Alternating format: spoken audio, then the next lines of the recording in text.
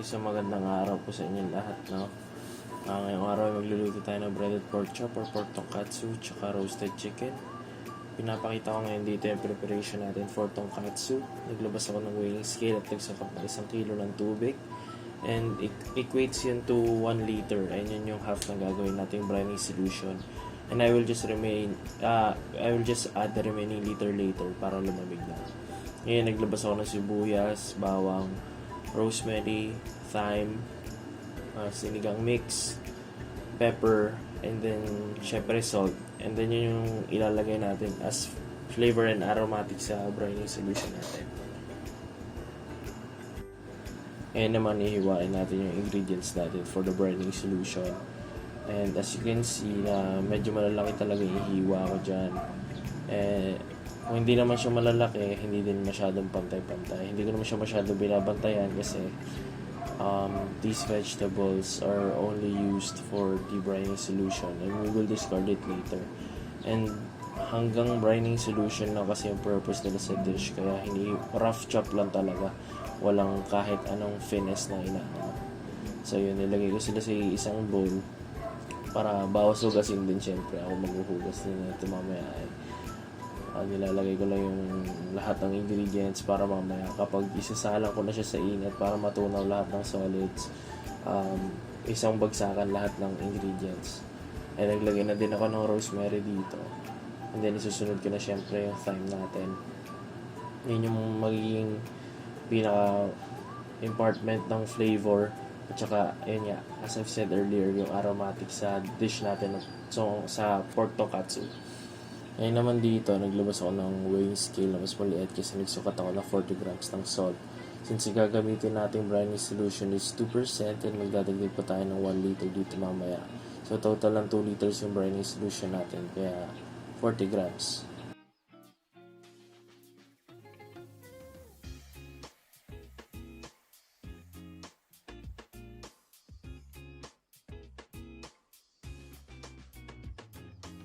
Lipat naman tayo sa setup natin, sa stove top naman tayo kasi pakukulayin lang natin tong briny solution natin hanggang sa matunaw and ma-dissolve lahat ng solids na present. Ito, kita natin ngayon, kita nyo naman yung purpose ng bowl natin kanina. Isang bagsakan na yung ingredients and sineperate ko lang yung sinigang mix and hinuli ko lang kasi mas madali siyang itansya para sa akin. Since hindi ko naman naubusin yung lahat, kalahati lang ng pack yung ginamit ko. Kung gagawin nyo to, kaya nabala, tansya-tansya na lang. Brining solution lang naman yan para lang magkalasa yung pinaka-tonkatsu natin.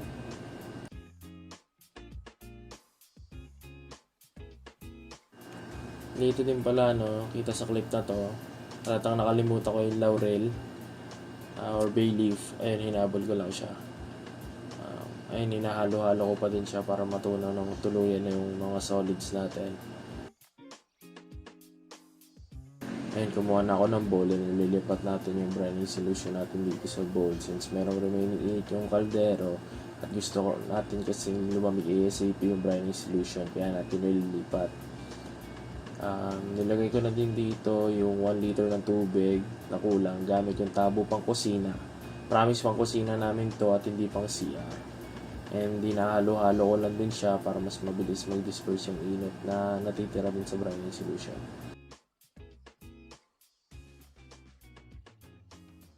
So proceed na tayo sa karne natin. Nakalagay pa sa container ng I Love Taguig nung binigyan nila nung ayuda nung Pasko. So okay na yung karne natin, ready to brine na yan after natin gawin yung konting prep sa kanya. So before tayo mag-prep, magamit lang po na tayo ng paper towel at babasahin natin to. Lalagyan natin sa ilalim ng ating chopping board para hindi na nagdudulas at move yung board natin kasi delikado yun habang naghihiwa tayo. Ayan, ilalapat nyo lang siya sa ilalim. Then boom! Mayroon na kayong stick surface para sa yung chopping board. Ito, pinapakita ko ngayon kung bakit meron pang prep na need. Kita nyo naman, meron pang buto and sobrang kapal ng taba niya. Mga 1 inch, 1.5 inches. Ngayon, tinatanggal ko na yung taba niya. Alongside, inihiwa ko lang siya in between ng fat and the meat itself. Siyempre yung pinakamalapit sa taba, yun ang mas maganda kasi para sa edge natin yung laman kasi madali lang naman magtanggal ng taba doon sa karne mismo. Ito tinatanggal ko na yung buto niya. Medyo mahirap lang to kasi hindi naman flexible yung knife ko. 500 pesos lang yan na kutsilyo sa market kaya hindi siya ganun ka flexible natatakot din ako kapag finlex siya baka biglang pumitik sa mukha ko, masusugatan pa ako. Pero tiyaga lang naman, madada naman sa tiyaga yan. Dito pag may tiyaga wala kang nilaga pero may tongkatsu ka naman kaya okay lang din. Ayan, kita nyo na yung laki ng buto na tinanggal ko. Hindi naman siya ganun kalinis kasi ayun nga, hindi naman ako ganun kagaling. Pero pwede na naman siya. And lilinisin ko na lang yung pork chop kasi hindi nga siya pantay-pantay. Merong mga offcuts na nakasabit pa.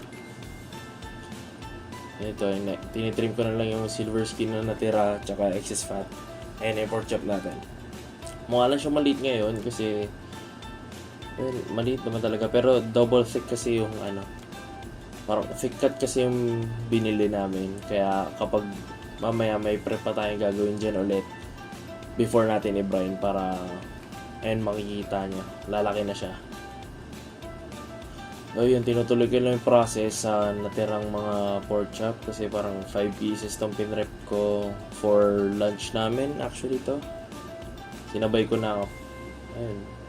Meron na akong activity, meron pa kami tanghalian. Ayun, repeating the process ng pagtitrim off ng silver skin, yung excess fat, yung excess meat na nakasabit sa pinaka gusto kong gamitin for the tonkatsu itself. Then, paulit-ulit lang. Tatanggalin mo yung buto, tatanggalin mo yung taba. Pinakamalapit sa buto na hiwa.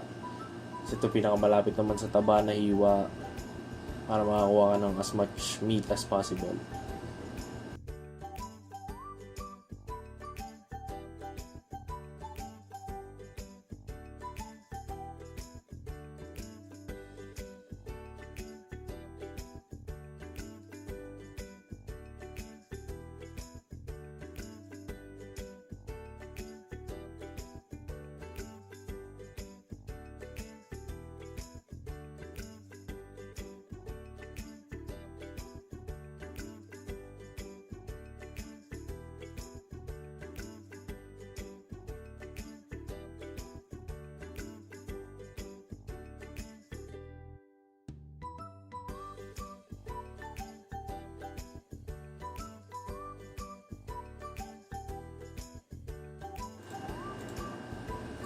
And ngayon dito, nilalatag ko lang yung mga pork chop sa chopping board. Tinitingnan ko kung pantay-pantay ba, kung merong need na i-trim pa, or kasi tinitingnan ko kung pantay-pantay yung sukat yung laki. Okay naman siya so far compared lang din sa dinosaur na hiwa. Ayan yung bowl ng trimmings, yung bones, yung fat, yung excess meat na kinuha ko. Babalik lang natin siya sa container kasi gagawin na natin yung final prep para sa pork ng tonkatsu natin. Gagamit tayo na ito. Asan na yun? Yung Mjolnir, yung hammer ni Thor, or meat mallet para i-tenderize natin and lumapad. And magpantay-pantay lalo yung mga cuts ng karne natin. Dito siya, tinetenderize ko siya both sides, pinupukpok ko siya gamit yung yung side na may matutulis. And you can see naman kung ano na yung difference between yung pinukpok na versus yung hindi pa. So yung kapal niya, maybe cut in half or a quarter of it.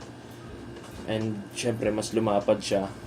And dahil doon, mas madali siyang maluto. Mape-prevent na masunog yung gagamitin natin breading mamaya. And maluluto pa din siya all throughout.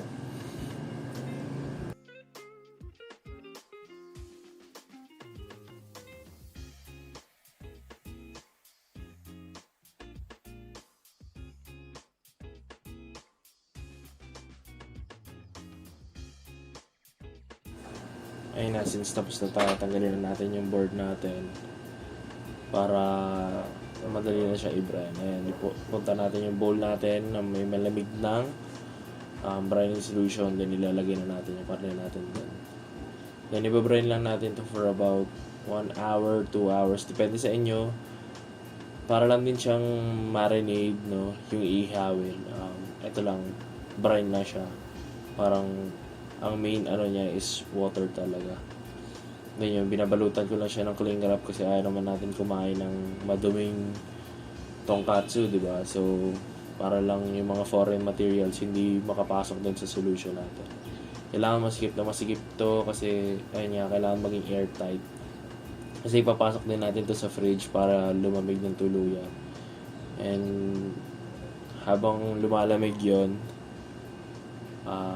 magpo-proceed tayo mamaya sa prep ng iba pang gagamitin natin for the tonkatsu dish.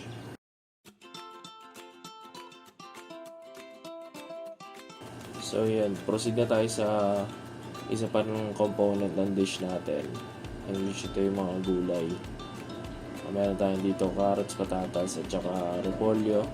Ihiwain lang natin to, then lulutuin natin mamaya. Mapakita ko sa inyo kung paano siya lulutuin. As side dish lang naman to, para na may kasama yung tonkatsu natin alongside ng rice, at saka may ginawa ko instant curry sauce. Alam ko instant yun, pero no shame. And hiniwa ko lang siya ng mga parang medium roast cut. Hindi siya medium dice, roast cut siya. Pero hindi natin siya i-roast, no? Pipirituhin natin yan mamaya para mas masarap. Parang magkakaroon ka ng parang French fry vibe sa dish. Kahit wala siyang French fries. Meron ka lang pritong patatas. Ito din, same with the carrots. Hiniwa ko lang din siya. Pero ito, mas maliit siya compared sa patatas natin kasi gusto ko siyang isaid ng luto. Itotosta ko siya, mamaya makikita niyo yun. Kaya ako siya iniwan ng mas maliit kasi para masaid yung tosta. Kasi pagka natosta ang carrots, sobrang tamis niya. Merong inep sugar habang yung carrots kapag naluluto. So kapag in-applyan mo siya lalo ng Maillard, natutosta yung sugar, nagka-caramelize yung carrots, sobrang sarap niya. Papakita ko sa inyo kung yung size niya, di ba, mas maliit siya compared dun sa iniwa natin patatas. And uubusin lang natin yung isang carrots para sa dish na to.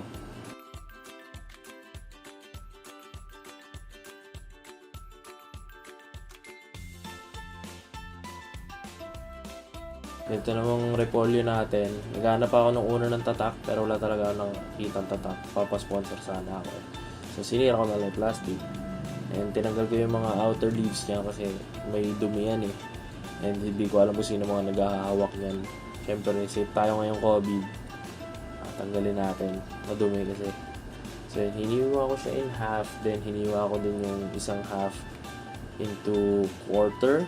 So pero gagamitin natin yung buong half na yan. Hiniwa ko lang siya into 2 para mas madali siyang handle. Then tinanggal ko yung core ng repolyo kasi isi-shred natin yan. Yung shred naman yan, hindi yan yung pinong-pino na pang coleslaw. Yung pang, siguro naman nakakain na kayo ng tonkatsu sa mga Japanese restaurant, no? Yung mga ganong hiwa lang. Mga 1/8 ng inch. 1/8, ay hindi man siya 1/8. Mga 1/4 inch yung kapal. Basta shredded. Shred lang naman yan, huwag kayo ma-pressure. Tadtarin nyo kung gusto nyo, gawin yung coleslaw kung gusto nyo. Pero ako naman kasi kakain na ito. Well, kami naman kakain na ito, kaya ganyan ko siya iniwa.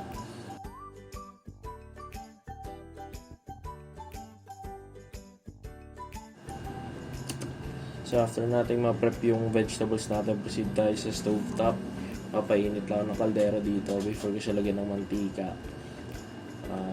Kasi basa pa to kaya ko siya pinapainitan ng tuluyan.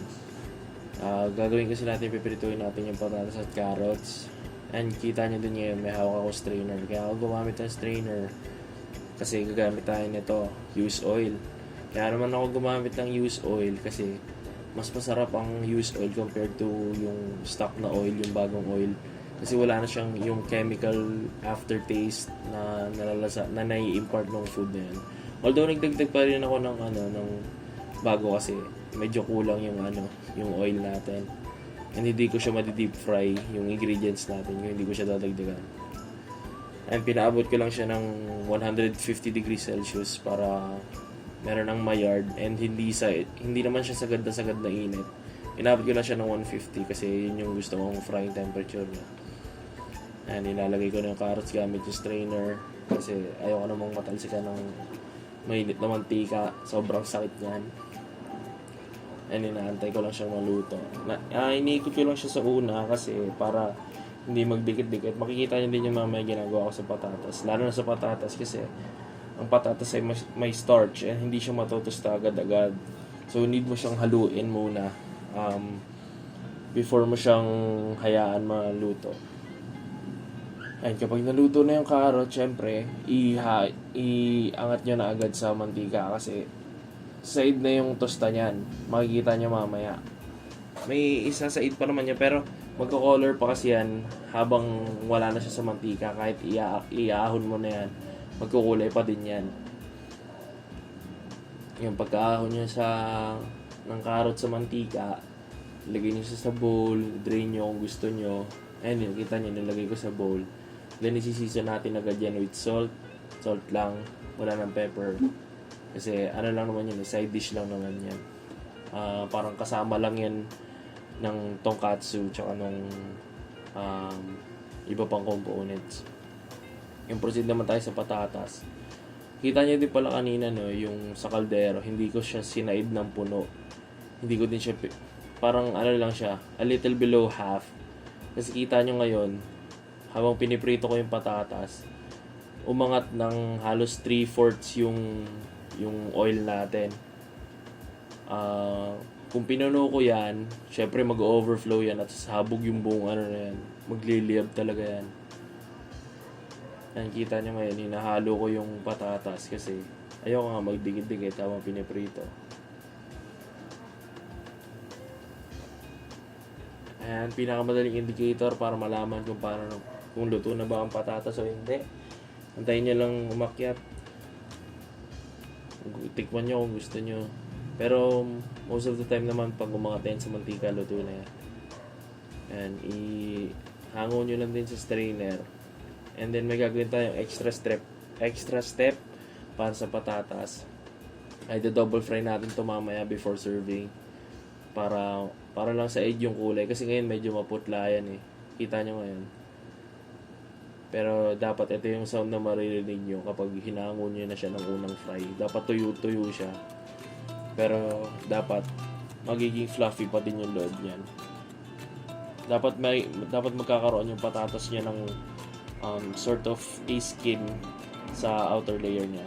And kumuha lang ako ng baking tray ngayon kasi diyan ko na ilalagay yung patatas.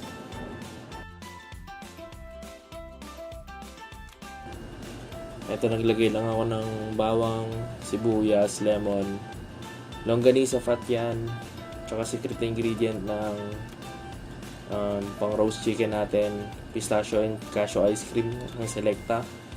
De joke lang, butter yan, madami lang. Isa pa palang secret ingredient, napapakita ko sa inyo. Ito, chicken cubes. Masarap yan, promise, subukan nyo. Lagyan nyo sa manok yung chicken cubes. Kahit sa fried chicken, sobrang sarap niyan. Subukan nyo kung gusto nyo. Kung ayaw nyo, edi wag. Prep na to para sa roast chicken. Pinakauna lang muna natin gagawin dito. Gagawa tayo ng compound butter. Compound butter natin, yun yung ipapahid natin mamaya sa manok. Papakita ko sa inyo kung saan ipapahid yan. So sa isang bowl, kumuha lang ng kutsara tsaka yung chicken cubes nilagay ko.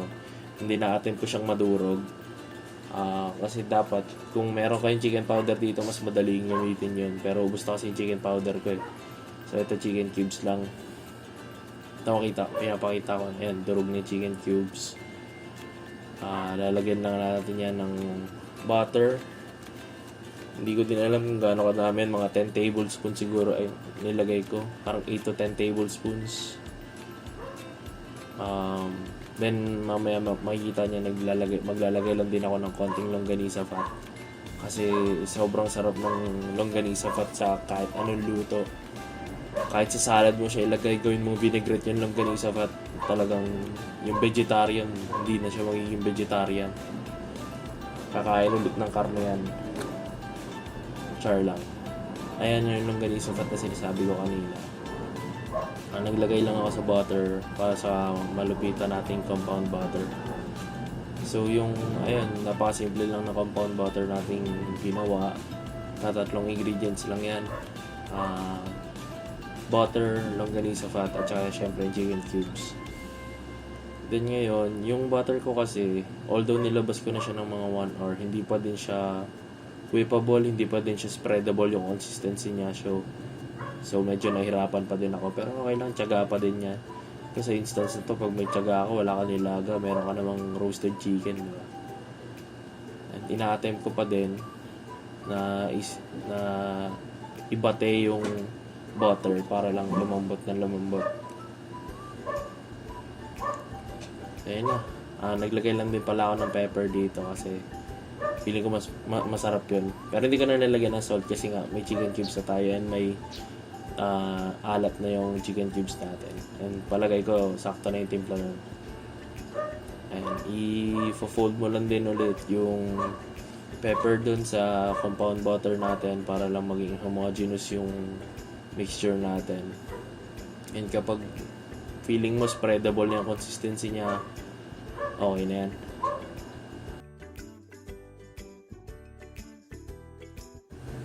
And once na matapos ka na sa compound butter, punas ka lang, clean up ng konti. And naglabas ako ng 3 bowl kasi gagamitin natin to para sa konting vegetable prep para sa roast chicken. Ano lang naman to, bawang sibuyas, lemon. Hindi ko din naman siya pipinuhin kasi same concept lang sa brine. Hindi ko din naman kakainin to. Parang aromatics ko lang to for the chicken itself habang niluluto siya. So medyo malalaki yung hiwa and eto pinantay ko ng konti kahit papano kasi may tendency itong masunog kung hindi pantay-pantay. So for the onion, siniwa ko lang siya sa gitna, kinalahati ko lang, tinanggalan ko ng balat, and tinanggal ko yung ugat. Then, tinabi ko na siya, nilagay ko na sa bowl. Yung bawang din, ayun, hiniwa ko lang din sa gitna. And then, itong lemon, kinwater ko lang, para lang mayroong solid na foundation yung chicken natin. Isa lang din ginamit ko dito kasi feeling ko masyadong matapang to kapag dinalaw ko. Maglalasang lemon chicken na siya. And punas lang ng board konti kasi gagamitin ko ulit yung board na to para sa susunod na prep naman natin. Nakikita nyo binabalagbag ko sa likod. Ayan, ano yung piniprep ko? Chicken. Ito na yun, syempre roast chicken nga eh. Syempre magkakaroon ko ng preparation para sa chicken. Yung chicken natin, gagawin kasi natin dito, ang ipiprep lang natin dito is spatchcock natin to. Meaning ng spatchcock, tatanggalin natin yung buong spine niya, including yung leg hanggang sa puwet. Ang kita nyo dito, inattempt kong hiwain yung leeg at buto gamit yung chef's knife ko, pero hindi ko talaga kaya napingasan yung chef's knife ko, kaya gumamit na lang ako ng cleaver. Pero dito sa backbone, minarkahan ko lang yung border in between ng meat at saka nung pinaka-spine niya. Nakita niya naman yung madali lang naman malalaman yan kung nasaan ang spine. Siyempre kakapain nyo lang yan and hiwain nyo yung feeling nyo pinaka tapos nung pinakamataas na point ng spine. So yan, hinihiwa ko lang yung balatan, yung konting meat in between doon. Minamarkahan ko lang kasi gagamit ako din ng butcher's knife yan kapag hihiwain ko na siya. Kasi buto na ulit yan eh. Yan. Nagsislicing motion pa din ako gamit yung cleaver ko. Kasi ayaw kong ibagsak yung cleaver ko and magkaroon ng tendency na masira ko yung breast meat. Magkaroon ng hiwa yung loob ng bird nang hindi sinasadya. Pero although binabagsak ko na siya sa may puweta na part, nag-iingat pa din ako.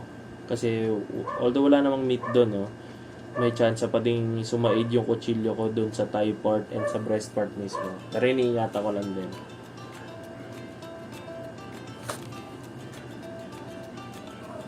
Ayan, kita nyo naman dito yung spine ng bird kasama yung puwet.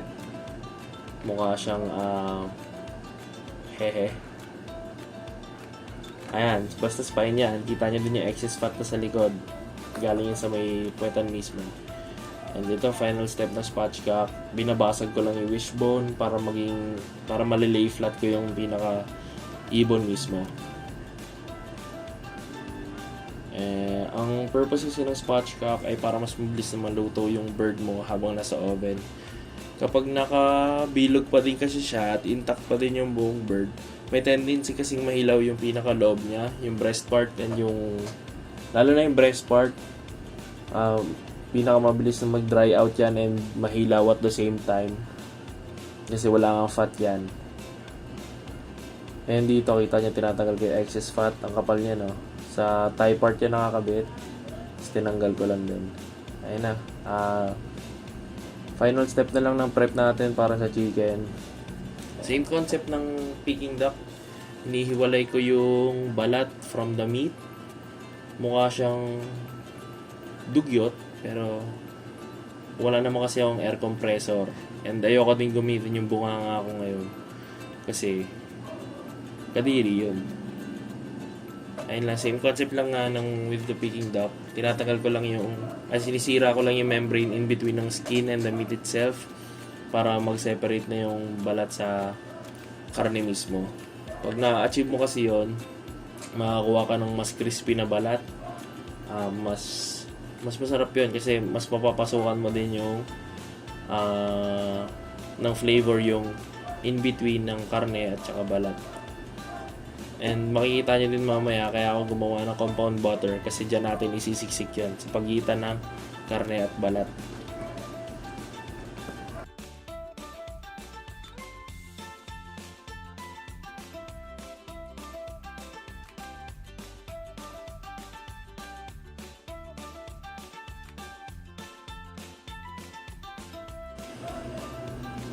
Ayan, patuloy pa din tayo ng process dito ng pag-separate ng skin from the meat itself. Nakikita nyo yung thigh part nag-detach na sa from the breastbone and the whole upper body cavity ng bird. Pero okay lang yun kasi intact pa din naman yung skin. Pero ang hindi lang naman intact yung in between ng meat at saka ng skin ng thigh part mismo. Pero intact pa din yun. Nakakabit pa din yan sa pinakapaanan. Kasi syempre roast chicken yan, buo pa din yan. Nakikita nyo parang malambot na yung parang flimsy na yung balat kasi sineperate ko na nga siya. Diyan natin susuksukin yung compound butter natin. Ayan, kita nyo naman kumuha na ako ng compound butter. Then isisiksik natin yun sa pagitan ng balat at saka ng laman. Kaya ako ginagawa yan kasi as na may melt yung butter habang nasa oven yan, mas kaya niyang bigyan ng crispiness yung balat natin. 'Di ba? Kapag nagpiprito ka ng karne, gumagamit ka ng mantika. Ito din yung same concept noon. Para lang din nagpiprito, pero nasa oven. Kapag hindi ko kasi ginawa yan, although kaya naman siyang maging crispy, no? Mahirap lang siyang wala siyang gaanong flavor kung inasinan ko lang yan. Yung butter kasi ayan, timplado na yan, di ba? Kung sabihin natin salt lang ginamit ko, maglalasang manok na may asin lang yan. And yung butter, extra step yan. Para mas mapakrispy natin. And mas mag-import ng flavor dun sa final dish na yung gagawin natin. Ito, sinisison ko lang yung bird natin, in and out ng butter. In between the skin tsaka outside ng skin para mas masarap, mas maging crispy. Kapag naging mas crispy yan, sasarap na yan. Promise, hindi ka magsisisi kapag ginawa mo to. Ayun. Patuloy pa din yung process natin ng paglalagay ng butter. Put as much butter as possible, as humanely possible, no? Kung anong makakaya ng puso mo. Kasi So yun, nag-prep lang din ako dito ng konting patatas para kasi sabi ko sayang naman yung grease and yung chicken oil na lalabas dito. So naglagay ako ng patatas. Pero hindi ko siya ilalagay sa ilalim ng bird. Ilalagay ko siya sa ilalim pa ng strainer. Kasi yung ginawa ko, meron akong strainer na kaninang ginamit ko. Bakal naman yan. So nagagamit ko yan sa oven. Then meron akong tray underneath. So sa tray ko nilagay yung patatas natin. Kasi para habang niluluto yung bird, merong kasamang vegetables. And ilalagay ko lang sa border ng chicken yung patatas natin para malulutuan and ma-insulate ng properly yung chicken natin. Kaya hindi ko na siya nilagay sa ilalim. Kita nyo din pala kanina nalalagay ko na yung vegetables natin, no? Yung bawang, sibuyas, lemon dun sa ilalim ng bird. Ikita nyo yan. Ayun, may lemon pa dyan. Ginawa ko na siyang trivet. So, insulated na yan. Dadaanan na ng mainit na hangin yan sa ilalim. So, mas mabilis maluto yung bird natin. Kita nyo ngayon sa background, pinrep ko lang yung oven, pinreheat ko na into 180. Hindi papasok na natin yung bird.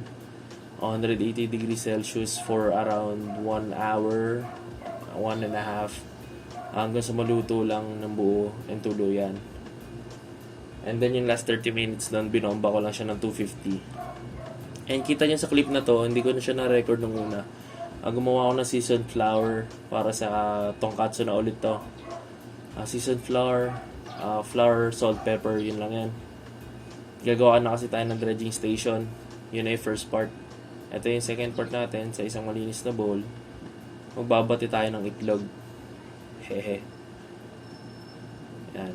Magbati ako ng itlog. Kung gaano kadaming itlog, bahala kayo. Pero ako, I generally use 1 egg for 1 piece ng tonkatsu natin. Alam ko overkill yun. Pero pwede mo naman kasi itorta yan sa kapag natapos ka na mag-dredge kung gusto mo talaga. So walang sayang. O kaya pakain mo na lang sa aso. Kaya tapon mo. Bahala ka, malaki ka na. So yun, babatiin ko lang to. Sisizon ko lang siya ng patis. Hindi na ako gumamit ng salt kasi para sa akin mas masarap ang patis eh. And konting-konti lang kasi seasoned na naman na yung flour natin. At saka yung tonkatsu mismo. Kapag nabati mo na yung itlog, set aside mo lang ulit. Then kuha ka lang ng isa pang bowl. Punuin mo lang to ng breadcrumbs. And yung breadcrumbs na to, hindi ito yung normally kong ginagamit na brand, pero ito yung type na ginagamit ko. Pangko breadcrumbs, mas masarap kasi ito. Ito talaga yung paprito, mas masarap to kapag pinrito. Kita nyo kasi yung granular size niyan, hindi yan yung breadcrumbs na yung pantinapay, yung pampandesal, hindi yan gano'n. Mas malalaki yan. So pagka pinrito mo yan, mas dama mo yung crispiness na binigay niya doon sa dish na niluluto mo. Yan, nilagay ko lang siya sa bowl. Then nilagyan ko lang yan ng konting salt. Since seasoned na lahat ng bagay dyan, gusto ko lang din siya i-season kasi ayaw ko maglagay ng bland flavor doon sa tonkatsu natin. Sayang naman kung matabang, diba? Hindi naman maalat yan, huwag kayo mag-alala, promise. Eto, kita nyo naman, nilabas ko na yung brined na pork chop natin out of the fridge. Then strain ko lang yan kasi gusto ko mag-drain ng tuluyan. Although hindi naman tuluyan, no? Kasi kaya kapag natuyo, hindi na didikit yung harina natin. Dinrain ko lang siya ng konti kasi ayoko din naman gumawa ng gaw-gaw. Ayoko magpalapot ng harina. And kita niyo yung pork natin. Wala naman masyadong pinagkaiba yan. Nakikita niyo lang nag-iba yung color ng konti. Kasi ginawa natin yan. Kasi binrain nga natin yan, syempre. Merong process na osmosis na nangyari dyan. Search nyo na lang yun kung hindi nyo alam yung osmosis. Ayun. Habang tinatanggal natin siya sa brining solution, nililipat natin siya sa strainer kasi nga ayaw ka nang masyadong matubig. Nalawas na natin lahat ng karne natin. Ayan, ready to dredge na yun.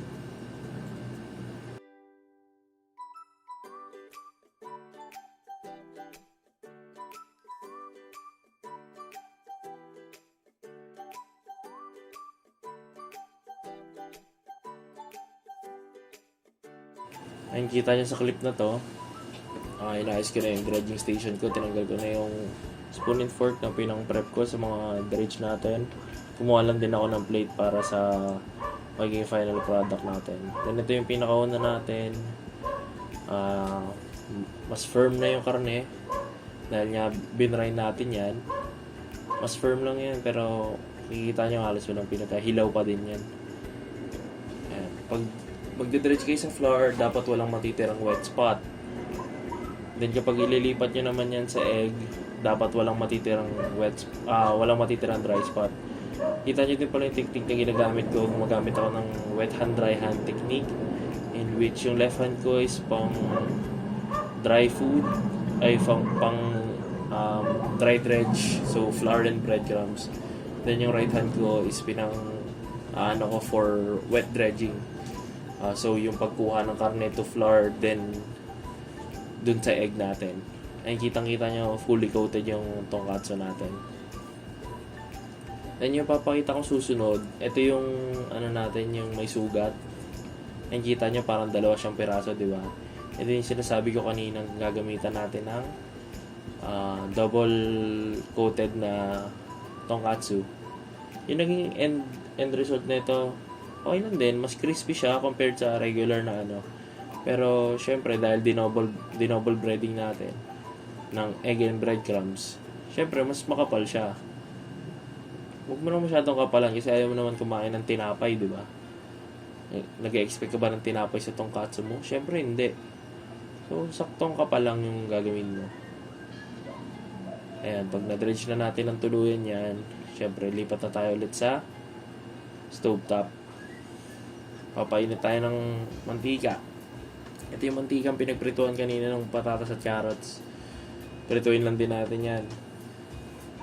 Kung gaano katagal, kaya bahala. Basta pag nag-GBD yan, golden brown and delicious, okay na yan. Luto na yan. Makikita nyo mamaya, GBD na yan. Hop. Ayan Kita nyo parang kariman. Hindi yan kariman. Mini stop. Nako, taob ka dyan. Taob yung tonkatsu nyo dyan. Pinapakita ko lang din sa inyo kung paano yung process ng pagpiprito, and yung dapat maging end result. Kaya ako siya kinukuskus ng tong. Nakikita nyo yung breading natin, gumana naman na successful, and dahil doon, tara plato na. Ito yung mga plato namin, galing yung Cartimaru, kaya mag-alala mo, murahin lang yan. Japanese na plates. Gumawa lang akong bed ng cabbage. Then pinatong ko yung tonkatsu doon. Then kita niyo sa likod, may hawak akong kawali. Yun yung instant curry na meron. Hindi na ako nakagawa ng homemade na curry sauce kasi wala na akong time. Kasi na to alas 4 na ng hapon to, magtatanghalian pa lang kami. Nagagalit na yung mga tao dito. Gumamit na lang ng instant curry. Ginarnish ko lang din siya ng lemon, yung pinrito nating gulay. Ito, pinrito na natin yan ulit. And kita nyo naman yung color difference from the first trying and the second one. Mas tuyo na yung labas niyan and mas may kulay na. And kita nyo din dyan yung carrots. Ginagarnish ko. Yes, malinis yung kamay ko. Nakakailang hugas ako. Hugas ako ng kamay every after maglagay ng ingredient. Malinis po yung kamay ko. Huwag po kayo mag-alala. Nagdagdag lang ako ng sauce para lang mas masarap.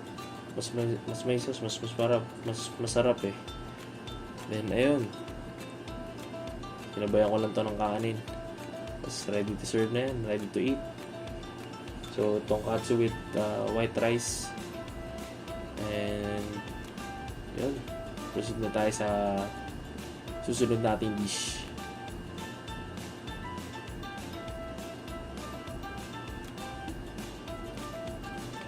Ito na yung after maluto nung chicken natin. Lipat ko lang din siya sa mas malaking plate. Natanggal ko na siya dyan. Rested na din pala to, hindi ko na napakita yung carving niya sa video. Pero kinarve ko yan na pang ulam nga. Then, naalala niyo yung potatoes kanina na niroast natin kasama nung chicken. Ito yun. Sobrang sarap niyan. Basta lagay nyo lang, be careful lang din sa pag-iihaw niyan kasi sa pag-roast niyan kasi lalo na sa oven, may tendency kasing ma-dry out ang roasted potatoes and depende sa inyo kung gusto niyo yun o hindi. And binaste ko lang din siya ng grease niya, ng chicken oil na may butter. Then kumuha ko ng rosemary.